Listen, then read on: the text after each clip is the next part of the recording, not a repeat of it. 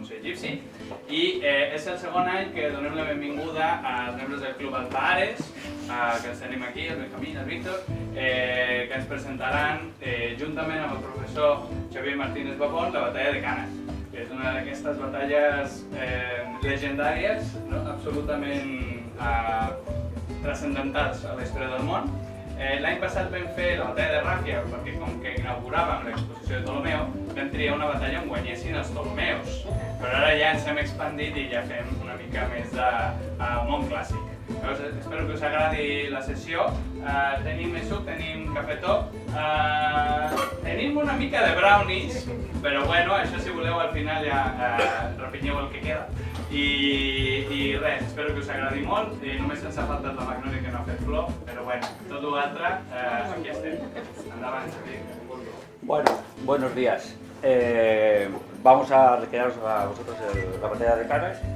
Somos del Club Alfares, de aquí de Barcelona, y llevamos muchos años en el tema de estrategia militar y estrategia histórica, sobre todo histórica, y nos encanta recrear batallas históricas o acciones de épocas diferentes. Vamos a explicaros más o menos cómo hacemos las batallas, y bueno, Benjamín os explicará la parte romana, yo os explicaré más o menos la parte cartaginesa, y el profesor os va a explicar cómo ocurrió más o menos toda la batalla. Bueno, empezará el romano porque es el más, digamos, más de eso, y luego cuando terminemos y termine el profesor, os explicaremos pues, alguna anécdota de la batalla o cómo funcionan los wargames, de eso, lo que queráis, las preguntas que deseéis, os explicaremos todo con agrado, lo que nosotros sabemos. ¿Vale? Venga. Hola, vale. A diferencia de lo que nos explican en las películas, las batallas de la antigüedad tenían unos. O sea, eso que sale en las películas, venga aquí todos, venga corriendo, el que llegue el último, pues no recibe. No, llevaban un tipo de formaciones específicas y tenían una instrucción militar. Los romanos, por ejemplo, tenían lo que llamaban manípulos, las legiones se componían de manípulos, y normalmente de 5 a 10.000 hombres lo componían. Y estas pequeñas formaciones que vemos aquí estaban categorizados astates, vélites, triaris, príncipes, una serie de categorías que normalmente iban por edades. De tal manera que los vélites no solo eran la gente más pobre, que les daban una jabalina y un escudito y ya te apañarás, sino que además eran gente muy joven. Entonces, a medida que vamos subiendo de categoría de las tropas, va por edades. De tal manera que estos de aquí, por ejemplo, los Diari, era la tropa más experimentada. Gente que tenía de 45 a más años. Por lo tanto, llevaba ya muchos años de guerra. Y entonces esta gente, claro, los ponían como reserva, primero porque eran mucho más instruidos, y segundo porque ya no tenían la movilidad que tenían las demás categorías de tropa. Luego, normalmente, descomponían estas unidades en lo que llaman los manípulos para poder avanzar. Porque claro, si formamos una fila de 1000 personas y decimos, va, hay que avanzar todos, esa fila difícilmente llegará acorde al sitio. Por lo tanto, tenían esas pequeñas formaciones que es mucho más fácil maniobrar. Y luego las caballerías, en aquella época era muy típico llevarlas a los extremos. Los romanos, la caballería no era lo suyo normalmente, primero porque había que tener dinero para tener un caballo. Una persona normal no tenía un caballo, los romanos se hacían el equipo ellos mismos. Por lo tanto, el señor, que era pudiente, no iba a ir a la guerra a pie, iba a ir a caballo. Y entonces eran pocos. Y normalmente se ponían los extremos porque su misión era bordear al enemigo. Y una vez bordeado, ya se había acabado todo. Y esta es la composición del romano. Aquí, en esta batalla, ya veremos que rompen ese estilo de lucha y así les fue. Bueno, el ejército cartaginés estaba compuesto por muchísimas tropas diferentes. Había númidas, galos, celtas, íberos, cartagineses, que no los podríamos llamar cartagineses, sino los llamaban africanos. En esta batalla, los íberos y los galos, Aníbal los intercaló, luego lo veréis, intercala entre fuerzas entre una y otra, y coloca las fuerzas más jóvenes delante en lugar de poner las fuerzas más potentes delante, sino pone las jóvenes delante y las buenas detrás. La caballería núbida y la caballería gala son muy expertos, son gente que tienen caballos muy libres y corren mucho. Tened en cuenta que en esta época no existe el estribo no viene hasta la caída de Roma, entonces los caballos vas a pelo. Vas completamente a pelo, entonces nada más tienes una cuerda atada a la boca del caballo y punto. Entonces claro, los númidas, como eran muy especialistas en correr con caballo, tenían la potencia de hacer maniobras de escapatoria, para adelante, para atrás. Los romanos, lo que decía él, costaba mucho, eran caballos, y los soldados romanos intentaban que sus caballos no se murieran, porque costaban dinero, entonces estaban más a la defensiva. Ya veréis que eso es un error de los romanos en los dos lados. Las caballerías siempre se ponen a los lados en la época de la antigüedad, por eso, por flanquear los lados del enemigo. Normalmente no tenían mucha potencia, lo que hacían era bordear para poder asustar, digamos, a la infantería. Pero en esta batalla se le fue de manos a los romanos y ya veréis que es una escabechina. Luego tenían, sobre todo, Aníbal lo que llevaba mucho era hondas. Todos eran de Baleares, de Mallorca, Ibiza y cosas así. Están considerados los mejores honderos del mundo. Y actualmente también. Actualmente tiene el campeón del mundo de hondas, es de Ibiza. O sea, intercalan fuerzas muy dispares. Y las maneras de luchar de cada uno es muy diferente. Ya veréis que es muy diferente porque la picaresca que tiene Aníbal, es decir, coloco a un galo que van con muchos colores, ya lo veréis, con muchos colores, de eso, el otro medio desnudos algunos, pero unas espadas largas que lo que hacen es clavar y cuando tiran para atrás, rascan. ¿Vale?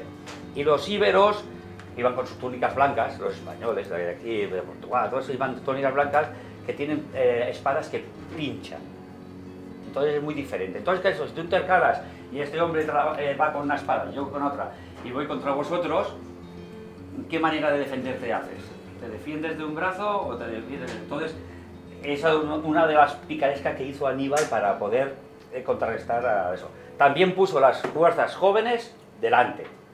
Incomprensiblemente, cuando lees historia, poner delante de todo a los jóvenes no tiene sentido. Más luchando contra los romanos. Y bueno, ya veréis que por eso esta batalla, si la empiezas a estudiártela bien, dices que es un genio. Esta batalla es de un genio. También tuvo mucha suerte, ¿eh?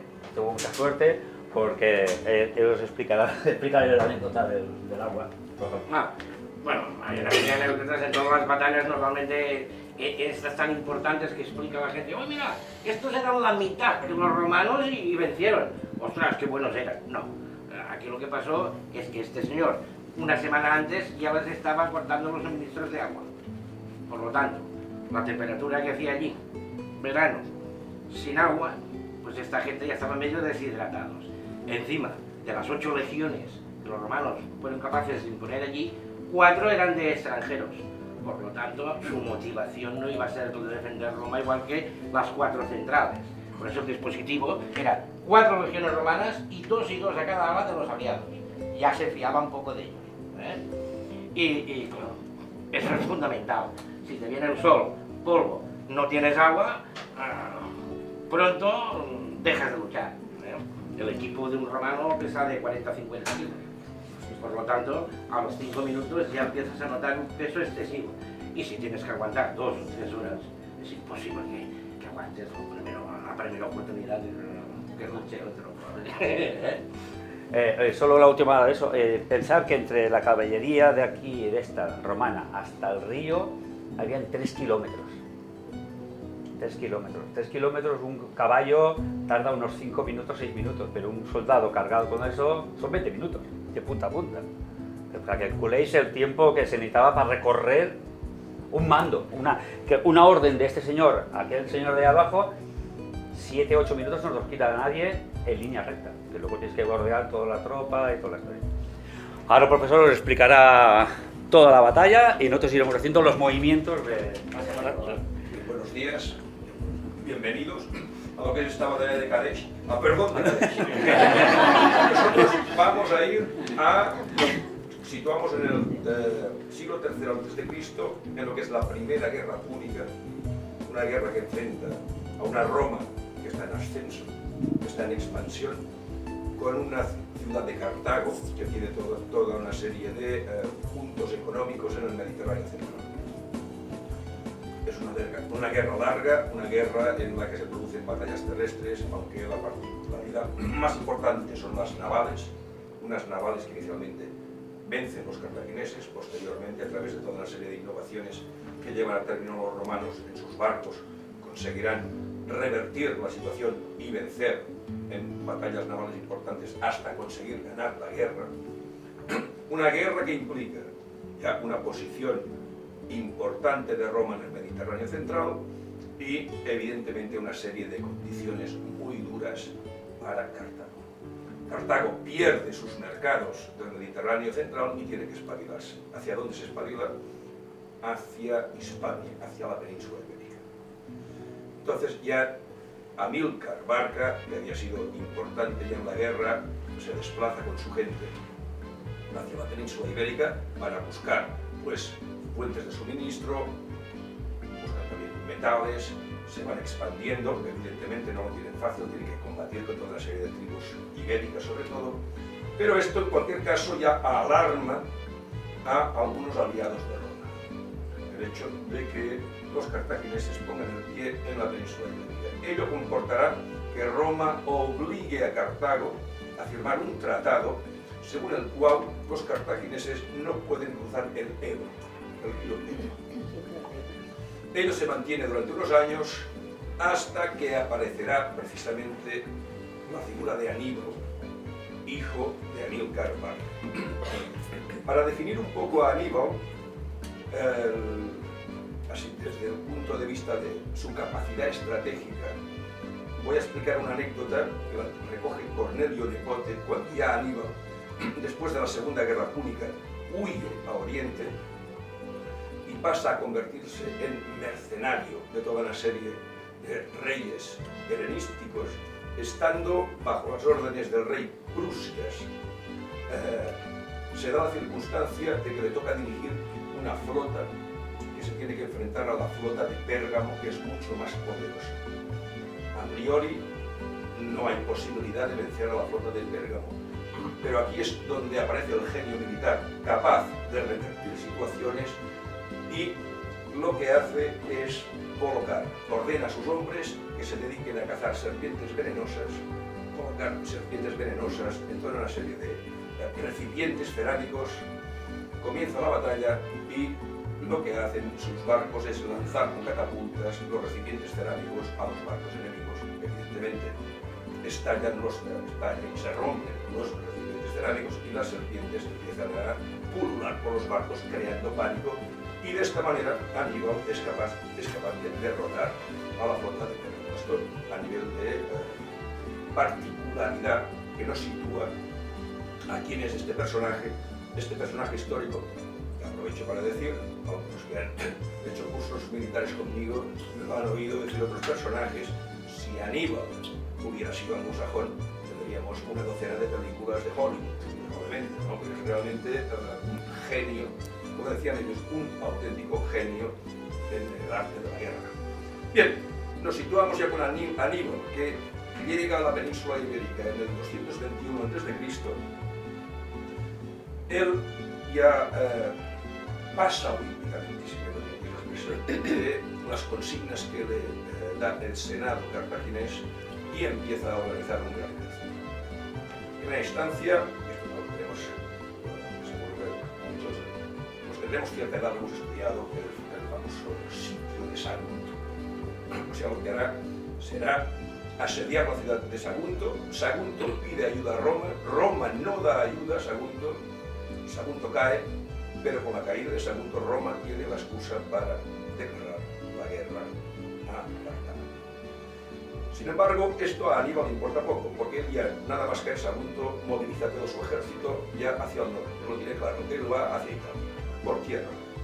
Claro, sí. Hay que tener en cuenta que las noticias tardaban en llegar de un sitio a otro. Evidentemente todo era muy lento. El ejército que moviliza aquí, las cifras son dispares según las fuentes, pero estaríamos hablando en torno a 80.000 hombres, básicamente celtíberos, íberos, evidentemente lleva su caballería númida, su caballería cartaginesa y soldados de distintas partes del norte de África. Es decir, es un ejército de distintas nacionalidades, de distintas culturas, y ello hay que ponerlo en valor, porque hay que organizarlos a todos para grandes empresas. Y esto Aníbal tendrá la capacidad de hacerlo. Porque el caso, evidentemente, él cruza el Ebro, se dirige hacia el norte y llegará a la Galia.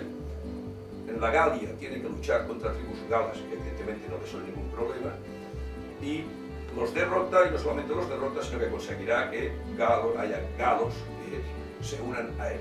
En aquel momento, ya cuando va a cruzar los Alpes, entre su ejército destacan 38 elefantes. 38 elefantes de guerra.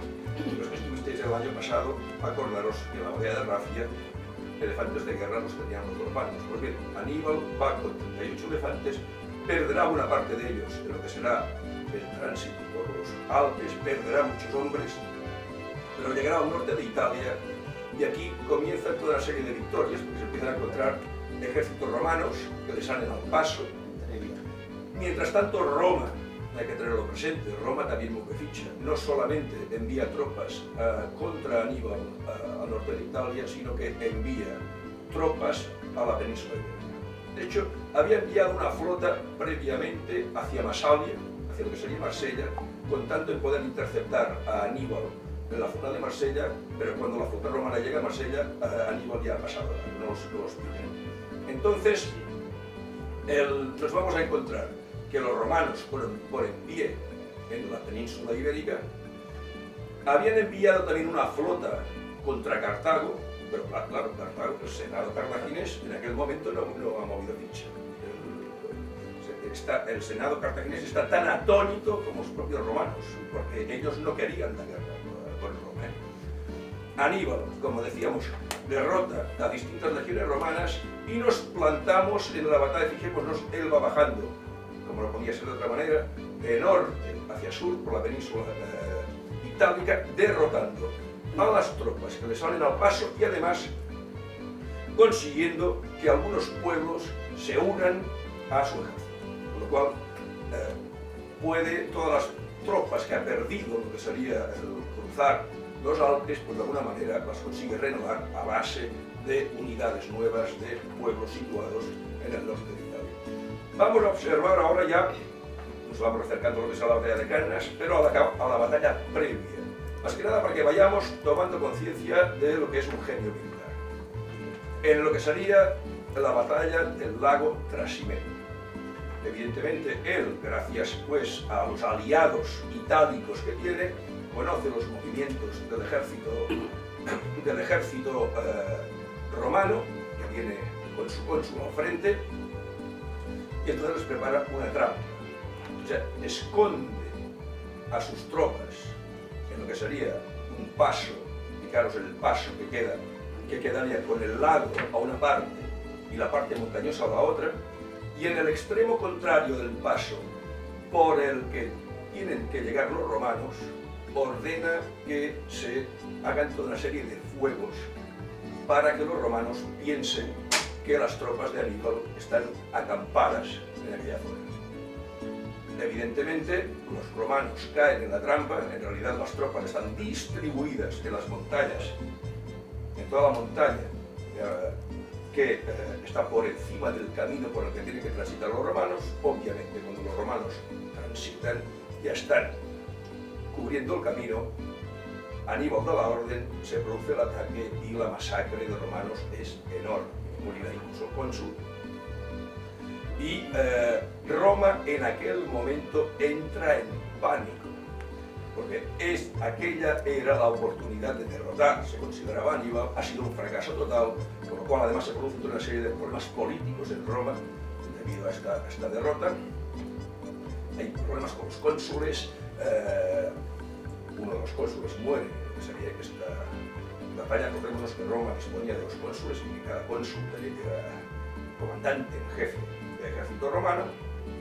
Entonces Aníbal seguirá hacia el sur, se producen varones en algunos momentos, por cuestión de invierno, y volvemos a encontrar otra particularidad del genio Aníbal, y es que la autoridad romana decide que de momento, mientras no puedan reclutar a un ejército importante para hacerle frente, las unidades romanas tienen que contemporizar, es decir, vigilar los movimientos del ejército de Aníbal, pero sin intervenir. Tampoco tienen capacidad para intervenir en aquel momento.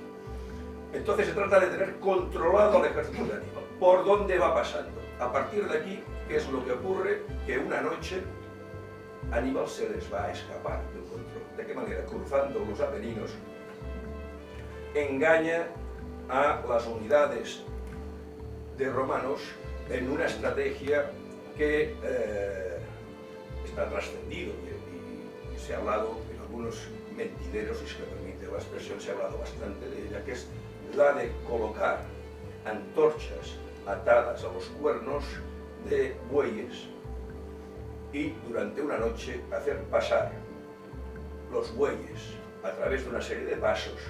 Los vigías romanos de lejos veían las antorchas, pero no veían los bueyes, evidentemente.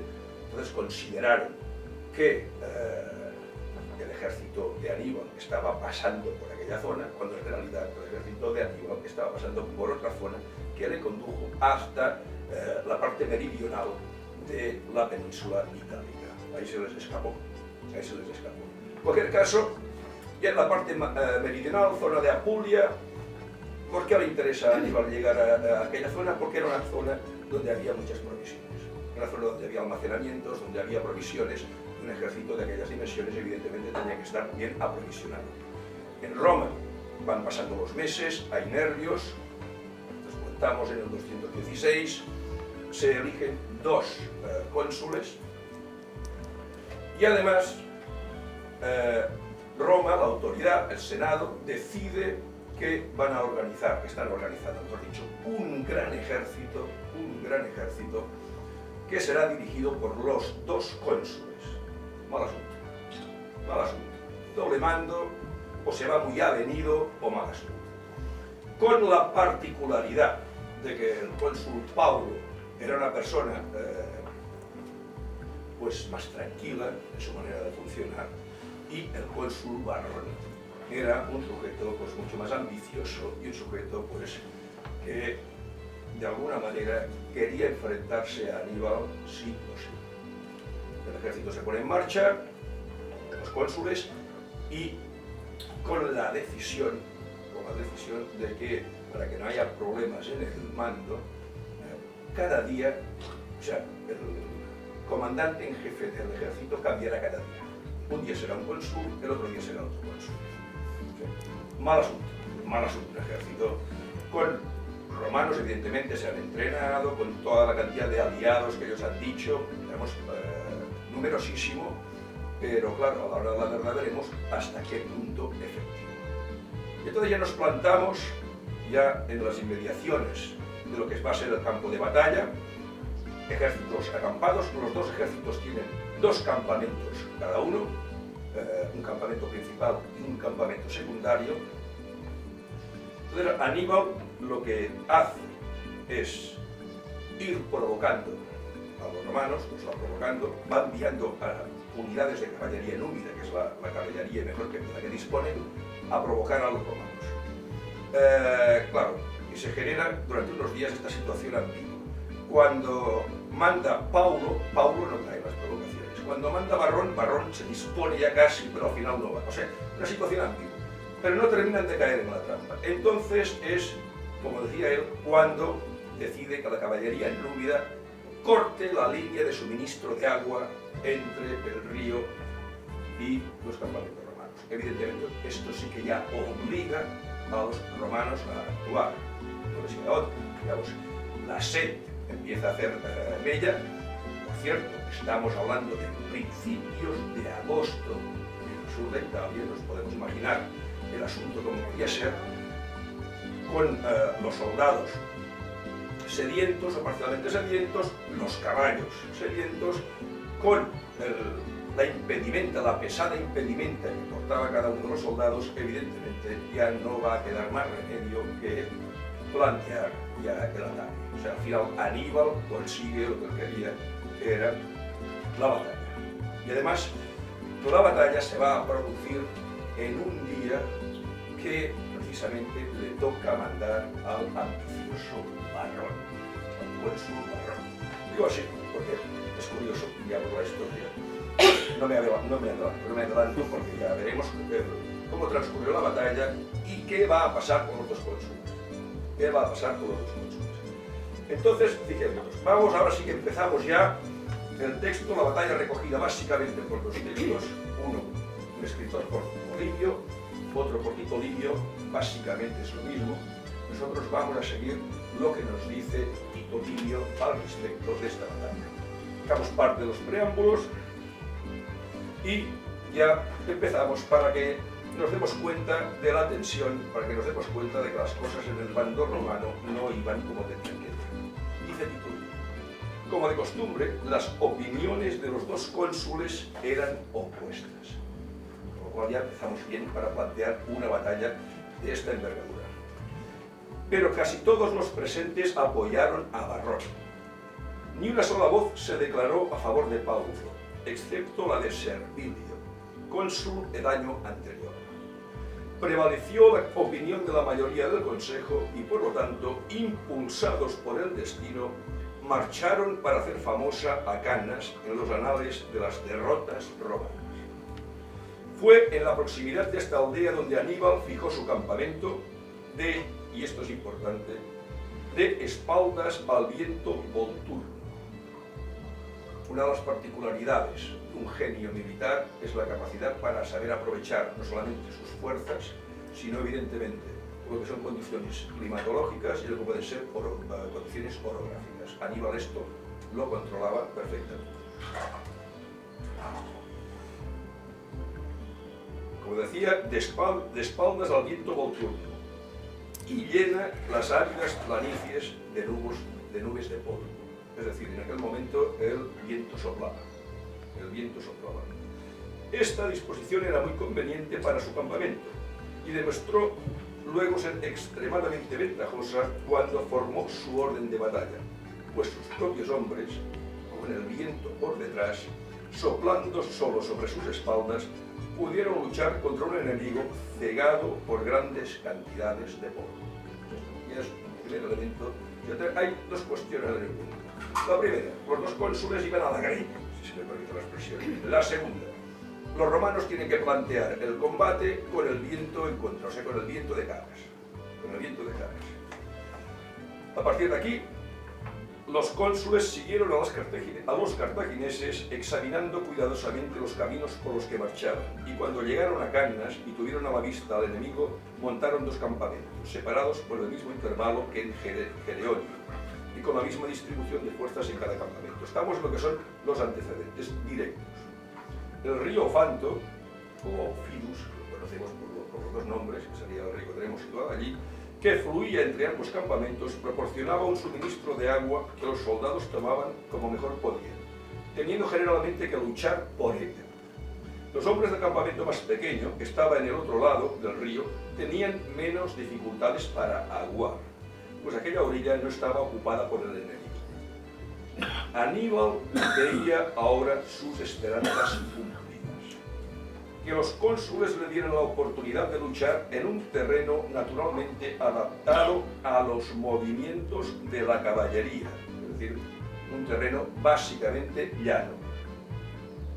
El arma con la que hasta ahora había sido invencible. Por consiguiente, situó su ejército en orden de batalla y trató de provocar a su enemigo al combate con repetidas cargas de sus númidas. El campamento romano se alteró otra vez con la soldadesca rebelde y los cónsules en desacuerdo. Paulo recordaba a Varrón la fatal temeridad de Sempronio y de Flaminio, que habían sido derrotados, sobre todo Flaminio, que había sido derrotado por Ximeno y había muerto.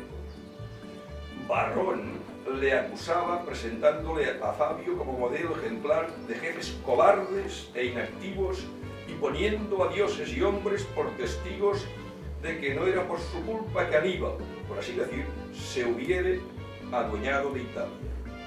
Tenía las manos atadas por su colega y sus soldados, furiosos y ansiosos por combatir, las tenían apartadas de sus espadas y armas.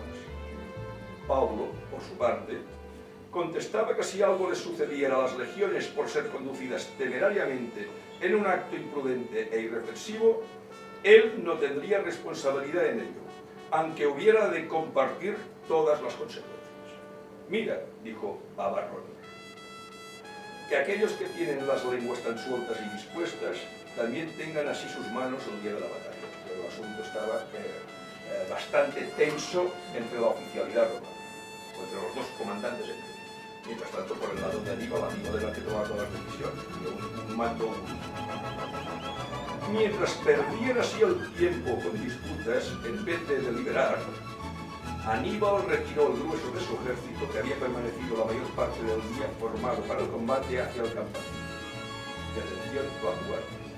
Él envió a sus númidas, sin embargo, cruzando el río, para que atacasen a los grupos de aguada del campamento más pequeño, lo que decíamos, cortar los suministros de agua. Apenas habían ganado la orilla opuesta cuando ya con sus gritos y tumulto pusieron en fuga a la multitud con gran desorden, llevándolos hasta los puestos de vigilancia frente a la empalizada y casi alcanzando las puertas del campamento. Se consideró un insulto que un campamento romano fuese de tal modo aterrorizado por fuerzas irregulares que una cosa, y solo una, impidió a los romanos cruzar inmediatamente el río, formar su línea de batalla. ¿Qué cosa era? Pues que aquel día, el mando aquel día correspondía a Pablo. O sea, no cae en la provocación de Aníbal. Al día siguiente, Varrón, a quien le correspondía, sin consultar con su colega, exhibió la señal de batalla e hizo cruzar el río sus tropas formadas para el combate. Paulo le siguió, pues aunque desaprobaba la medida, estaba obligado a apoyarlo. Después de cruzar, reforzaron sus líneas con las tropas del campamento menor y completaron su formación. A la derecha, que estaba más próximo al río, se situó la caballería romana y luego la infantería. En el extremo izquierdo se colocó la caballería aliada, con su infantería entre ella y las legiones romanas.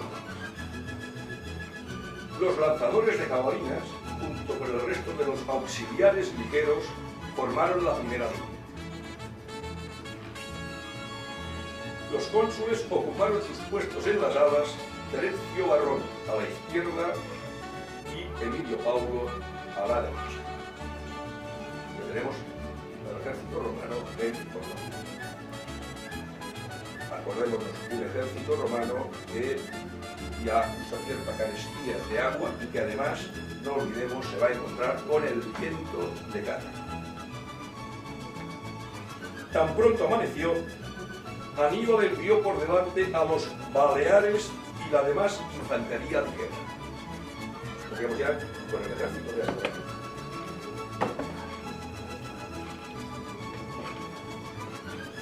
A continuación cruzó el río en persona y conforme cruzaba cada unidad le asignaba su puesto en la formación. Situó a la caballería gala e hispana cerca de la orilla. En el ala izquierda, frente a la caballería romana. El ala derecha se asignó a los jinetes númidos. El centro estaba compuesto por un fuerte cuerpo de infantería, con galos e hispanos en su mitad y los africanos a cada extremo.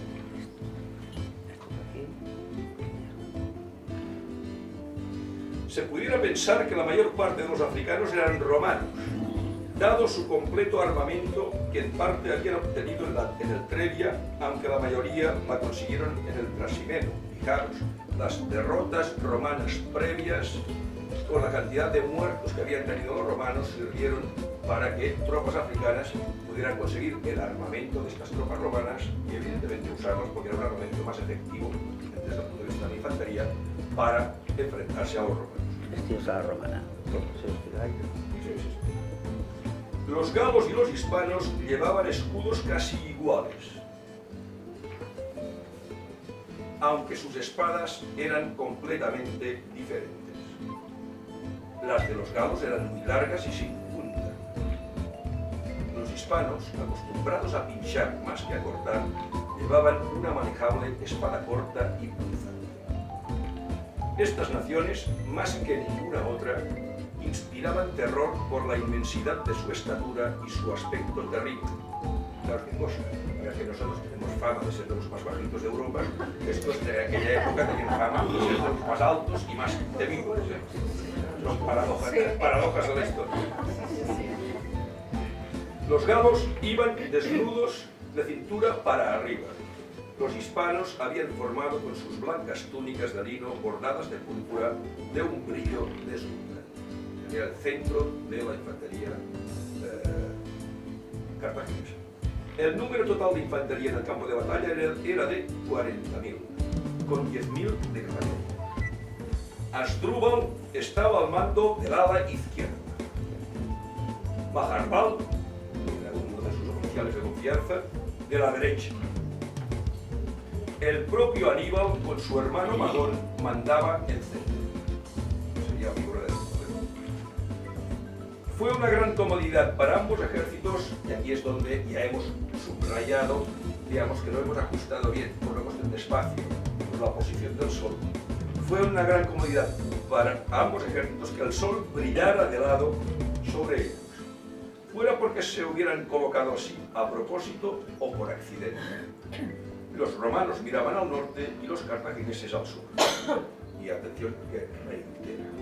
El viento, llamado por los naturales Volturno, iba contra los romanos y lanzaba grandes nubes de polvo a sus caras, haciéndoles imposible ver de frente. Entonces, fijaros que ya tenemos la disposición de los dos ejércitos, digamos, con las unidades repartidas y siguiendo lo que sería la clásica forma de infantería en el centro, caballería en las alas, o en los flancos. Cuestión a tener en cuenta. La númida era una de las mejores caballerías de aquel momento histórico. Esto también hay que reflejarlo. De hecho, a medida que transcurra la guerra, Roma intentará por todos los medios conseguir que los númidas cambien de bando, para poder disponer de esta caballería. Esto ya es la última fase de lo que fue esta Segunda Guerra Pública. Tenemos los ejércitos preparados, comienza la batalla. Cuando se lanzó el grito de guerra, los auxiliares avanzaron corriendo y la infantería ligera dio comienzo a la batalla.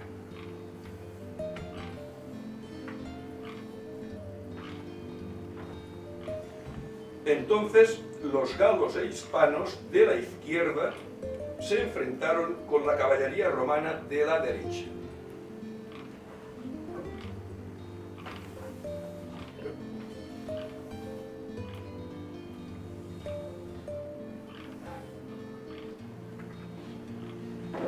Pero atención, la batalla no era una típica de caballería, pues no había espacio para maniobrar. El río a un lado y la infantería por el otro les contenía, obligándoles a luchar de frente. Cada lado trataba de abrirse camino hacia adelante hasta que al fin los caballos quedaron en una masa tan estrechamente apretada que los jinetes se abrazaban a sus oponentes y trataban de tirarles de sus caballos. Aquello se había convertido totalmente en un combate de infantería, fiero pero corto, y la caballería romana fue rechazada y huyó. Es decir, ya tenemos en uno de los flancos a los romanos derrotados y retirándose.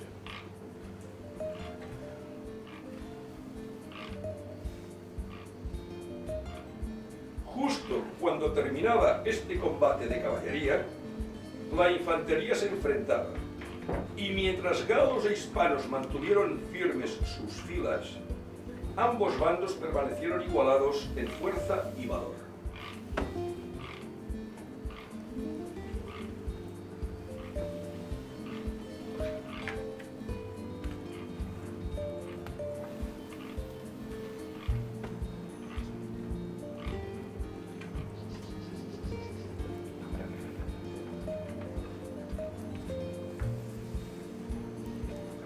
Que aquí les ganaron, pero es que eran el doble de la mayoría de los cartagineses contra los romanos.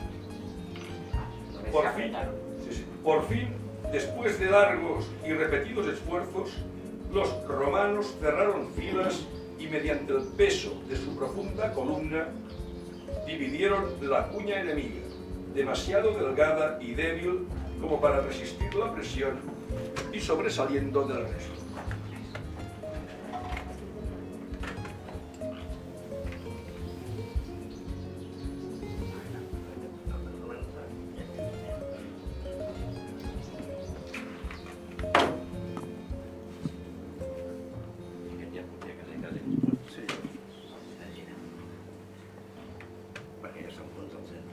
De momento. Sin un momento de pausa, siguieron al temeroso enemigo en su rápida retirada, abriéndose paso a través de la masa de fugitivos que no ofreció resistencia, penetraron hasta llegar a los africanos que estaban colocados en ambos extremos reducidos.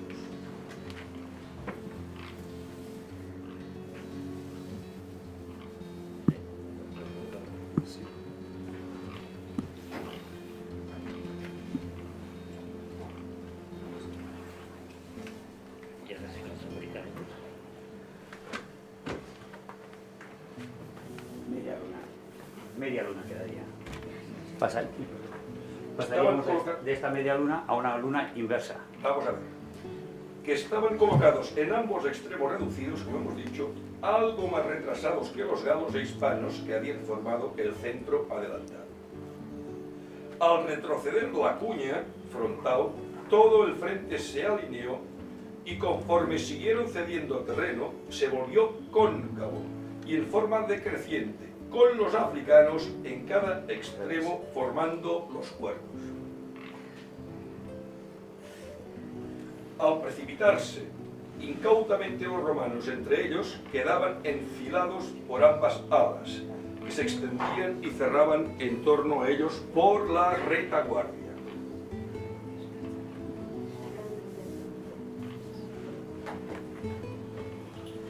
Ante esto, los romanos, que habían librado una batalla en vano, dejaron a galos e hispanos cuyas espaldas habían destrozado y comenzaron un nuevo combate contra los africanos.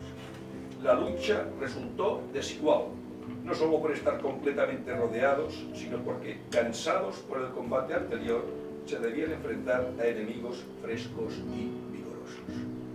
La trampa, la estrategia diseñada por Aníbal funcionó a la perfección. Se trataba de conseguir un movimiento envolvente para que toda la infantería romana, muy superior en número a la cartaginesa y de otros territorios, quedara totalmente rodeada y encima cansada. Nos encontramos ya. En un flanco, los cartagineses han derrotado con facilidad a los romanos. Se está luchando de una manera feroz en el centro, pero todas las ventajas empiezan a ser ya para los cartagineses, que han conseguido rodear a los romanos. Veamos qué pasa en el otro flanco. En este momento, en el ala izquierda romana, la caballería aliada enfrentaba a los númidas.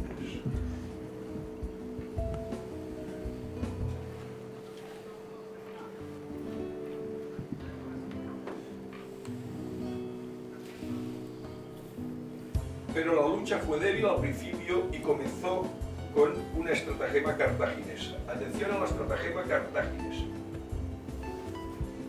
Según Tito Livia, cerca de 500 númidas, llevando espadas ocultas bajo la coraza, además de sus armas y dardos habituales, salieron de su propia línea con sus armas colgadas de la espalda, como si fueran desertores. Y de repente saltaron de sus caballos y arrojaron escudos y jabalinas a los pies de sus enemigos. Fueron recibidos en sus filas, se les llevó a la retaguardia y se les ordenó permanecer en silencio. Mientras la batalla se extendía por las distintas zonas del campo de batalla, se mantuvieron tranquilos. Pero cuando los ojos y mentes de todos estaban completamente inmersos en los combates, se apoderaron de los grandes escudos romanos que yacían por todas partes entre los montones de muertos y dieron comienzo a un furioso ataque sobre la retaguardia de la línea romana. Acuchillando espaldas y caderas, hicieron una inmensa carnicería y aumentaron todavía más el pánico y la confusión. A los romanos no les salió nada bien, nada, es un desastre. Entre el terror y la huida en una parte del campo de batalla y la obstinada pero desesperada lucha de la otra, Asdrúbal, que estaba al mando de aquella parte, sacó algunos númidas del centro, donde el combate se mantenía débilmente, y los envió en persecución de los fugitivos, enviando al mismo tiempo a la caballería hispana y gala en ayuda de los africanos. Unos africanos que para entonces estaban ya cansados, más de masacrar que de luchar. Desastre total romano. Pero claro, ahora viene ya nos vamos a centrar en la figura cónsul. Ya hemos destacado los dos cónsules, uno más preparado, más paciente, más tranquilo, otro más ambicioso y más ansioso por luchar. Como pasa tantas veces en tantas batallas, al final, pues el sabio muere y se salva el torpe. Canas, ya podemos decir que pasó lo mismo. Vamos a ver qué es lo que pasa con Paulo. Recordemos aquel que quería contemporizar, aquel que intentaba no caer en las provocaciones. Paulo combatía al otro extremo del campo de batalla.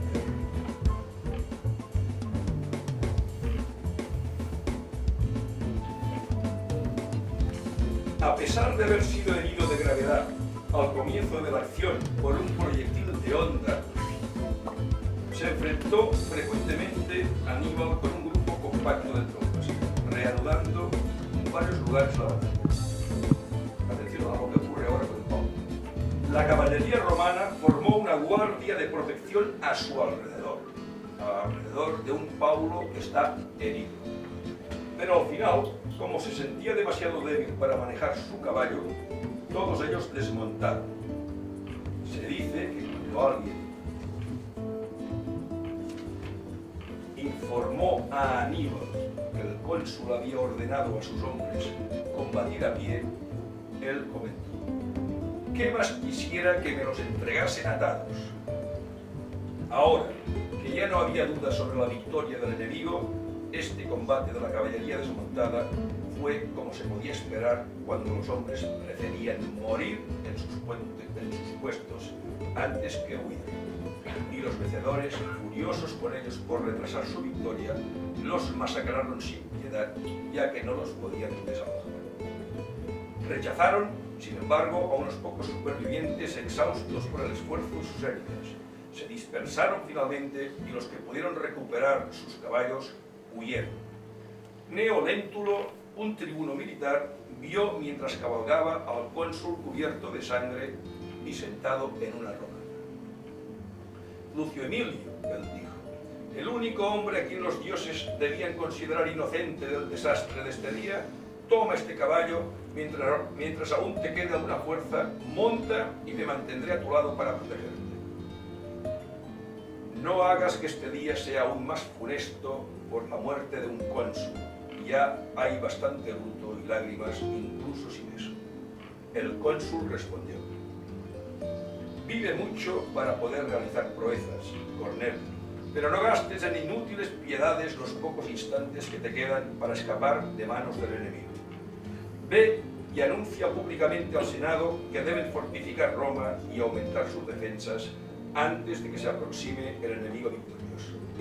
Y di en privado a Quinto Fabio que siempre recordé sus preceptos, tanto al vivir como al morir. Es una especie de testamento, Déjame expirar entre mis soldados muertos, que no me tenga que defender nuevamente cuando ya no sea cónsul, ni que haya de aparecer como el acusador de mi colega y proteger mi inocencia echándole a otro amigo. Mientras se producía esta conversación, llegó de repente una multitud de ciudadanos fugitivos junto a ellos, perseguidos por el enemigo que, no reconociendo quién era el cónsul, lo abrumaron con una lluvia de proyectiles. Léntulo escapó a caballo en la confusión. Luego siguió la huida en todas direcciones. 7.000 hombres escaparon hacia el campamento más pequeño, 10.000 al más grande y alrededor de 2.000 a la aldea de Canas. Estos últimos fueron inmediatamente rodeados por Cartalón y su caballería, ya que el pueblo no estaba fortificado. El otro cónsul, fuera accidental o intencionadamente, no se había unido a ninguno de aquellos grupos de fugitivos y escapó junto a unos 50 jinetes a Venosa. O sea que Paulo, herido, aguanta y morirá con los pocos hombres que le quedan alrededor. Paulo, que siempre se había mostrado prudente ante Aníbal, y Varrón, si me permitís la expresión, huye como una rata con algunos de sus hombres. Atención a las cifras. Se dice que murieron 45.500 de infantería y 2.700 de caballería, casi en la misma proporción romanos que aliados. Entre aquel número se encontraban los cuestores de ambos cónsules, Lucio Atilio y Lucio Furio Bibulco, 29 tribunos militares, varios antiguos cónsules, pretores y ediles, entre los que se hallaban Cneo Servilio Gémino y Marco Minucio, quien fuera jefe de la caballería el año anterior, y algunos años antes cónsul. Y además de estos, 80 hombres que habían sido senadores o habían desempeñado magistraturas que les calificaban para la elección al Senado, que se habían presentado voluntarios para servir como soldados. Los prisioneros tomados en la batalla se dice que ascendieron a 3.000 infantes y 1.500 jinetes. Este es el resultado, o fue el resultado de la batalla de Canas, en el cual un ejército romano de, según los textos, unos 80.000 hombres, se enfrentó a un ejército cartaginés que podía fluctuar entre 40 y 50.000 hombres, con la particularidad de que el ejército cartaginés estaba formado por gente, como ya hemos dicho, de distintos territorios. Se trata, Canas, de uno de los desastres mayores en el campo de batalla de la historia de Roma. En este momento, tras la derrota de Canas, que ha acabado con un ejército, con un gran ejército que se ha tenido que formar después de que otros ejércitos menores en tamaño fueran derrotados por Aníbal previamente, Italia y por lo tanto la ciudad de Roma se queda prácticamente sin defensas. El grueso de las fuerzas romanas que quedan en aquel momento están, como hemos dicho al principio, en Hispania. Es un momento clave. Y aquí viene uno de los grandes misterios de la historia. Aníbal tiene la oportunidad de marchar sobre Roma. Y lo hace. Además, incluso sus oficiales, Barjabal, jefe de la caballería, y otros oficiales le recomiendan que es el momento, es la ocasión. Roma está indefensa. No tendrían tiempo los romanos de enviar órdenes a las tropas de Hispania para que se desplazasen hacia Roma para defenderlo. Y sin embargo, Aníbal decidió no conquistar Roma. Evidentemente podemos entrar en muchas especulaciones, pero en realidad no sabemos qué es lo que pasó por la cabeza de Aníbal para, después de haber obtenido tan brillantes victorias, y sobre todo esta última, no marchar contra Roma. Ya os digo, hipótesis los hay de todo tipo, pero no dejan de ser especulaciones, porque no tenemos ni idea de por qué no lo hizo. La cuestión es que el error de no marchar contra Roma lo pagaría él y lo pagaría Cartago. ¿Por qué? Porque además Aníbal empezó, si me permitís una expresión así un poco, a desvariar un poco en sus decisiones, sobre todo en el sur de Italia, y en la historia de esta segunda guerra púnica va a surgir otro genio militar con las mismas capacidades que Aníbal, pero por el lado romano, que va a ser Publio Cornelio Escipión el Africano. La guerra se estanca, Publio Cornelio Escipión el Africano va a conseguir importantes victorias en Hispania, precisamente, la guerra estancada en Italia, hasta que finalmente, ya pasados los años, Aníbal embarca parte de sus tropas hacia Cartago, y entonces asistiremos ya como canto de cisne de lo que es esta guerra a la célebre batalla de Zama, que sin canas representa pues la gran victoria cartaginesa, la destrucción de todo el ejército romano. Zama va a ser a la inversa, o sea, la gran victoria de Roma y la destrucción de un ejército cartaginés, incluidos elefantes, porque en Zama sí van a combatir elefantes. Lo que pasa que Publio Cornelio Escipión, y aquí es donde se destacan las figuras, precisamente los grandes líderes militares, va a saber contrastar los elefantes de una manera muy curiosa. Pero yo creo que esto, en todo caso, podemos hablar en otro momento. Muchas gracias, y ahora ya seguiremos todavía con toda una serie de aspectos. Si hay preguntas. Una curiosidad de lo que explicaba antes, al hacer la media luna de los cartagineses, pone aquí las tropas jóvenes y inexpertas. ¿Por qué?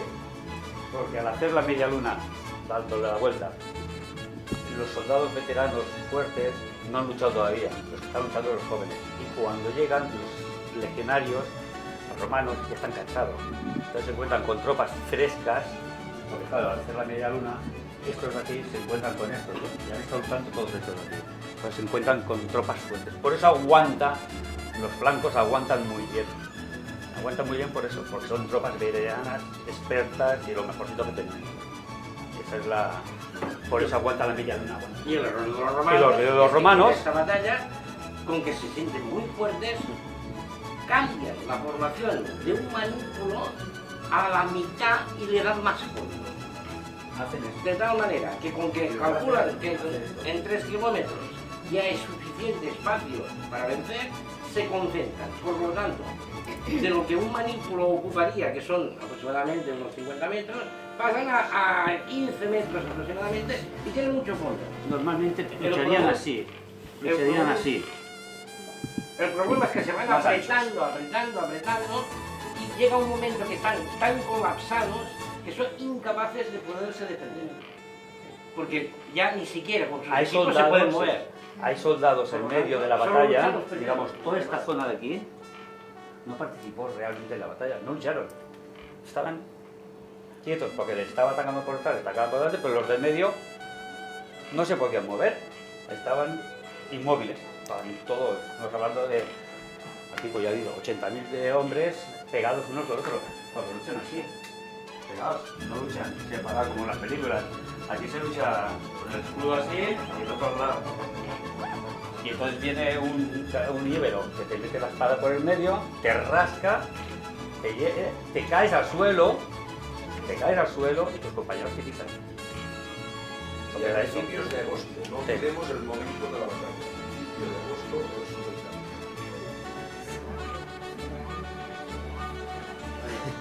Una pregunta. Dices que Aníbal llegó con 38. No, que salía de la península ibérica con 38. pero llegaron algunos aquí, pero sin embargo no se nada. No, ya habían muerto, intervienen en las primeras batallas, Y aquí ya no quedan. y en Canas ya no quedan. Ya no quedan. ¿Y cuántas bajas tuvo el ejército de Cartagena? Eran uns 6.000 homes, no? 6.000 hombres. Según las fuentes del vencedor, no sé, posiblemente el doble. Porque si la reventaron en el centro, quiere decir que aquí murió mucha gente. Pasa que las fuentes de aquella época. Básicamente lo que sí que las fuentes coinciden es que buena parte de las bajas se concentró en la infantería, que eran sobre todo los hispanos, que se llevaron la peor parte en cuanto a Los del medio, que eran los más jóvenes, los más inexpertos. Tener en cuenta que en esa época el que tiene materiales porque lo ha conseguido, lo ha pagado. No te lo da el jefe. Hoy me apunto tu ejército, te doy el escudo y todo. No. Tú te apuntas al ejército y llevas tus armas. Tu escudo, tu espada, tu yelmo y cuando participas en la batalla, como en Trasímeno, todos los africanos, los libios, cogen todas las armaduras de los romanos. Por eso van a la romana. O sea que toda esa gente joven de ahí, que son expertos, que llevan poco tiempo, las armaduras son más débiles. Entonces, ahí donde se machaca todo. Al final todo se aguanta por los veteranos. La gente veterana es un error de los romanos el meter las 4 legiones buenas en medio y encima en columna. Y precisamente los 5.000 buenos estaban en el campamento. Sí, vigilando los campamentos. Las tropas más expertas romanas estaban en el campamento. Y claro, dispuestos más de salvarlos, porque ellos no fueron a la batalla. Eso que asaltaron el campamento, pero que los más buenos no participaron. esto por arrogancia probablemente del amigo Barrón. La superioridad en el número de soldados considero con toda probabilidad que era necesario movilizar a los... También tenéis que tener en cuenta que bueno, está el río ahí, que el campamento está en alto, el romano está en bajo. Y aquí hay una columna, ahí hay una colina, o sea que no es liso por aquí, no se pueden ir, o sea, es una colina y que los caballos romanos pues van con sus armaduras, eso. Claro, cuanto más, yo os comentaba, cuanto más dinero, más cosas te pones, más te pesan. Cuando unos hombres que vienen con unas lanzas, unas espadas y van con solo una túnica blanca no llevan nada. Pues corren el doble que tú solo por el peso del barquillo. Son caballos y que toda esa gente gala, cartaginesa, la mayoría están acostumbrados al calor, al frío, sobre todo el calor. Entonces, para ellos, el luchar aquí es una península ibérica, todo aquí, esta zona de Libia, Libia, Túnez, todo eso, están acostumbrados al calor. Entonces, aguantan más. Tenéis ahí pues, un montón de cosas. Bueno. Amigo, estoy una cosa, ¿cómo transmitir las órdenes de estos tipos hace 2000 años en 40.000 personas y nos daban 5 o 6 idiomas diferentes? ¿Qué capacidad? Los ejércitos generalmente tenían unidades de mensajería o eran unidades de caballería que se desplazaban ya para dar las órdenes que se daban desde la alta oficialidad a lo que era el resto de la Eso lo habréis visto en la película, yo siempre que habéis visto a veces que de los soldados. Veis caballerías que se mueven por detrás, tíos que se mueven con caballo y dices, ¿qué hacen estos tíos? Entonces llevan la orden de un lado a otro, pero lo que comentaba, que de una punta a punta son 20 minutos a caballo, hay 7 o 8 minutos a caballo. Cuando tú ya llegas ahí, aquello ya se ha desmoronado. Depende de eso, pero eran... Y dentro de la base no llevaban pendones también. Los galos, los romanos tenían todas numeradas, las legiones 1, 2, cada uno tenía su, pues el león, el zorro, el lobo, yo qué sé, cada legión. Los hispanos, todos esos no, hoy por llevar, claro, que no lo penséis, llevaban sus banderas, sus pendones. Por ejemplo, tengo aquí una figura a caballo de los númidas, llevaban tiras de colores, llevaban unos bastones con unas tiras de colores, y ellos veían la tira de colores, sabían dónde tenían que ir, porque normalmente lo llevaban al mando con unas trompetas muy largas y de largas, silbaban y entonces acompañaban. Ellos veían la trompeta para allá y el pendón de colores. Pues, como los pájaros, más o menos, por llamarlo de una manera. Ellos seguían a ese cacharro, lo seguían. Sí que estaban preparados que si ese hombre caía, ya habían 2 o 3 que tenían que cogerlo para seguir el camino que les mandaba. Pero eran ideas fijas. El problema era cuando atacaban cerca a campamentos. Entonces sí se podría desmadrar todo un ejército.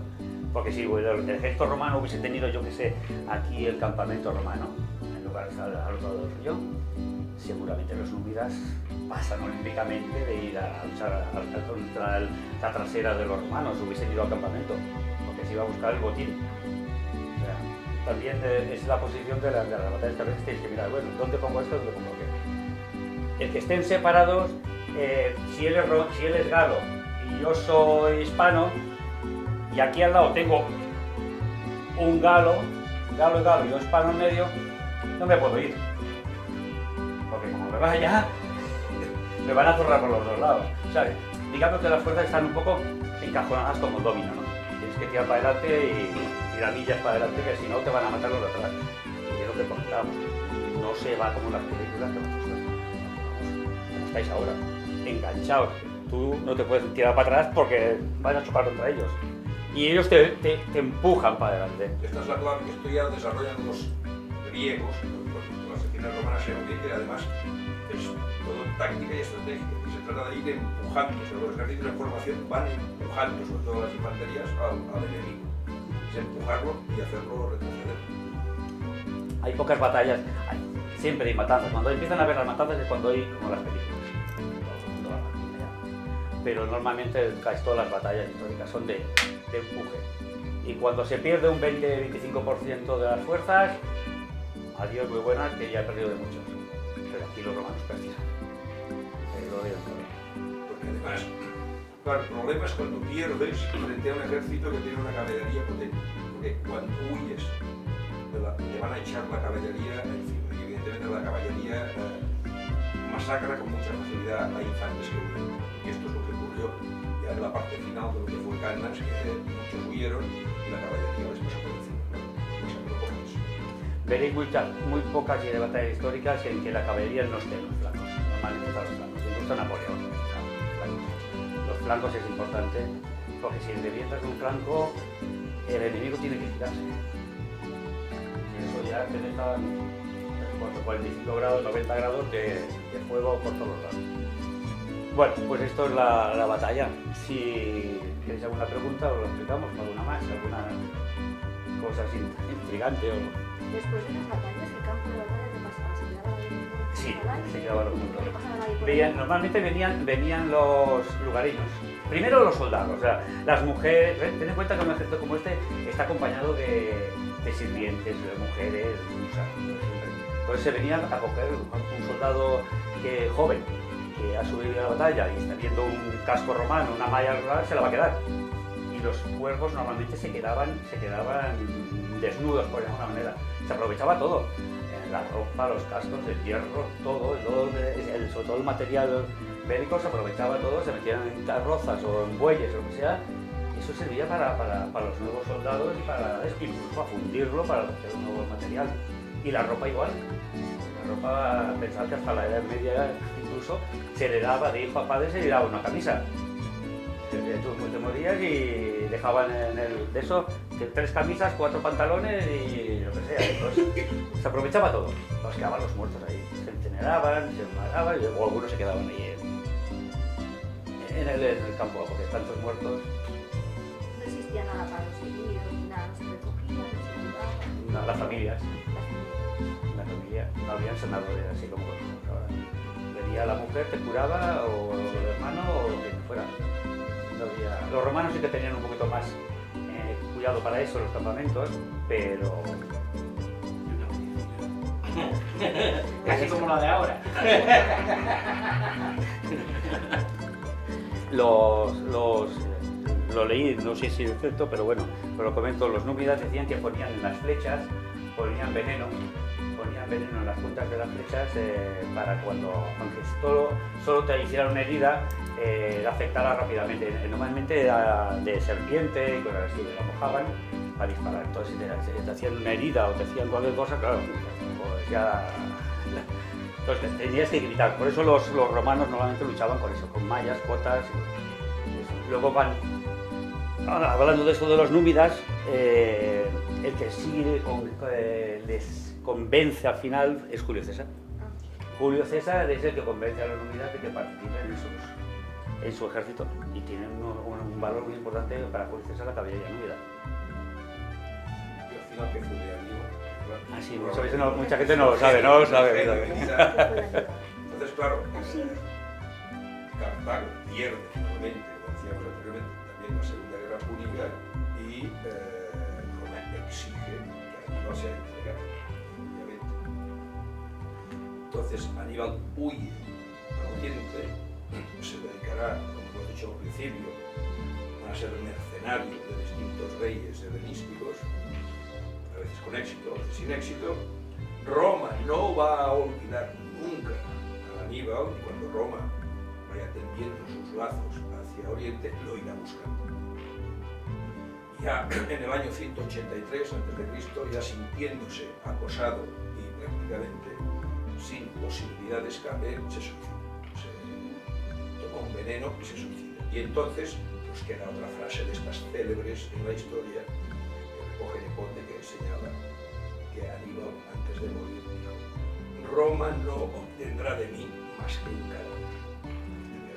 Frases estas icónicas, ¿no?, de la historia, que nunca sabremos si lo dijo de verdad o no, pero hay que...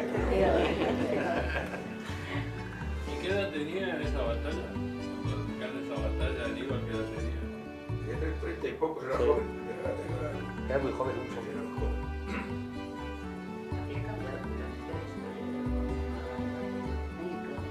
Bueno, fijémonos si hubiera conquistado todo. Totalmente. El Mediterráneo sería totalmente distinto.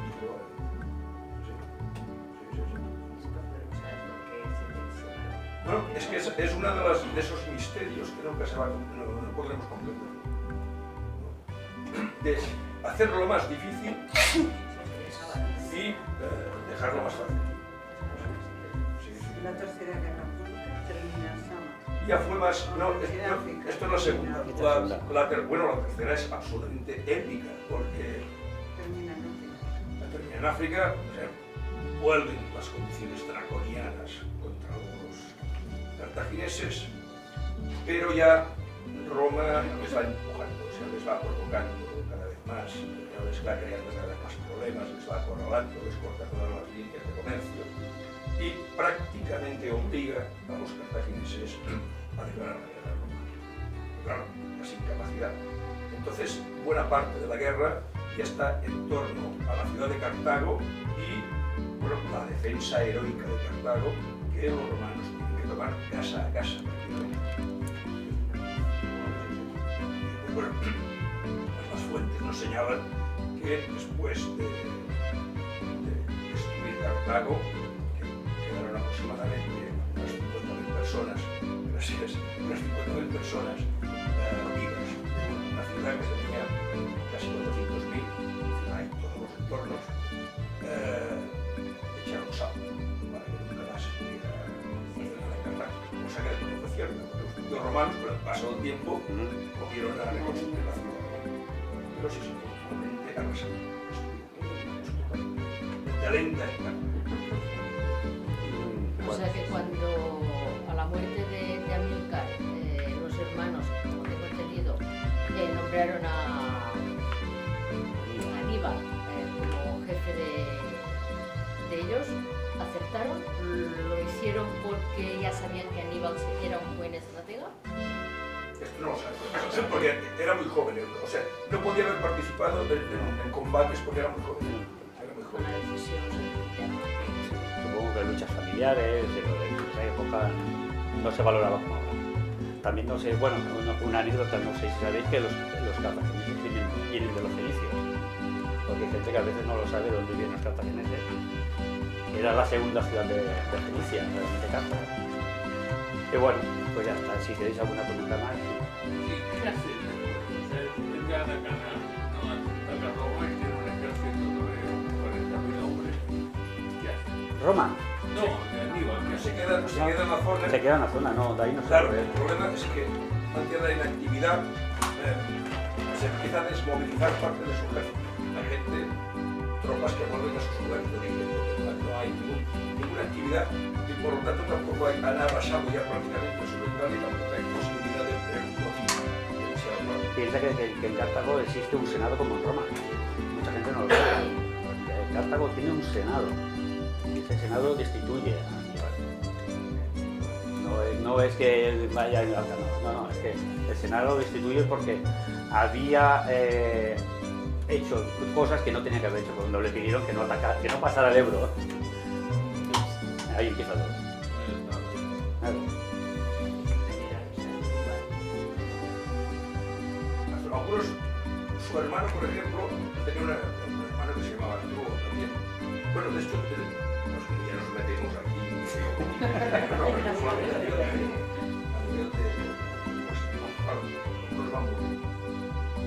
En un momento determinado, Aníbal solicita apoyo a su hermano que está en Hispania y su hermano Asdrúbal avanza con un ejército también hacia el mismo camino que él, cruza los Alpes, pero en el norte de Italia es frenado por el ejército romano.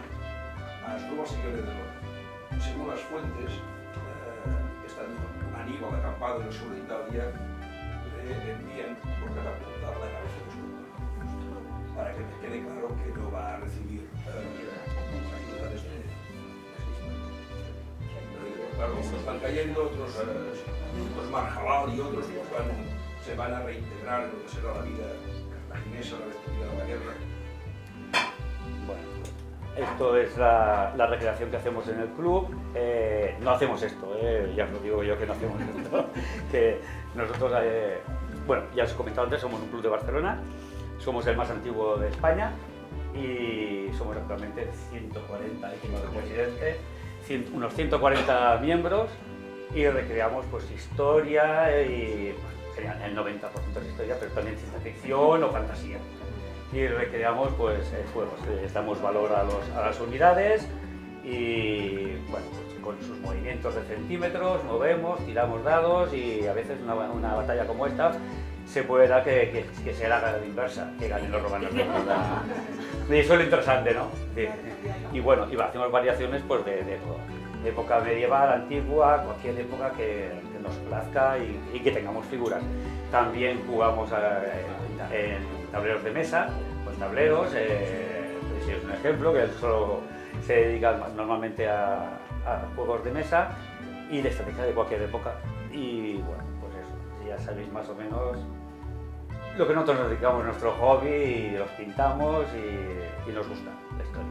La mayoría hay de todo, hay gente desde jóvenes, tenemos jóvenes de 17 y 16 años y hasta 80 tenemos en el club, o sea que hay gente de todas las clases.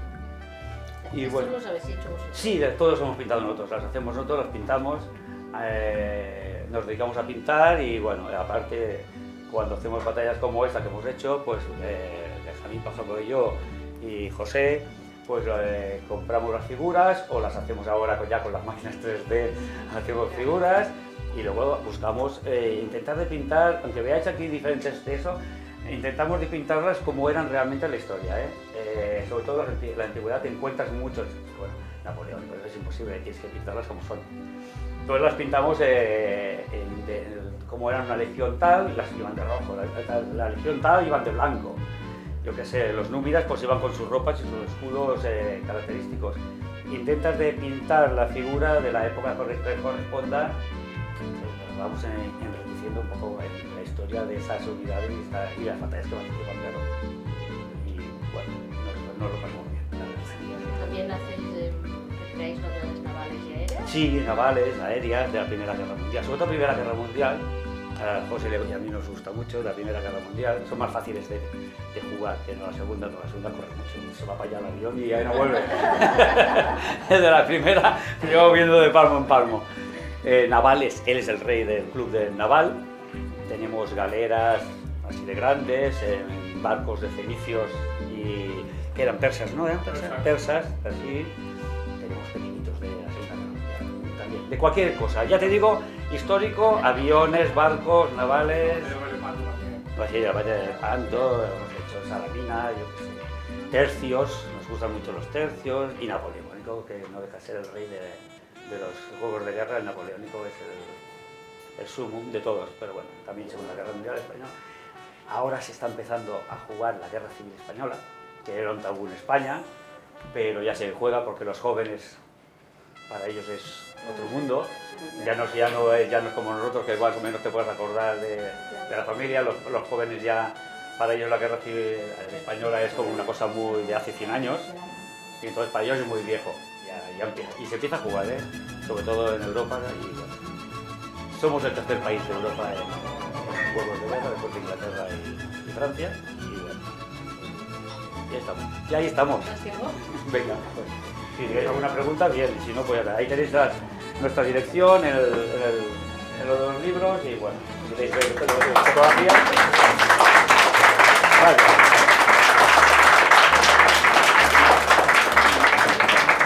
Bueno.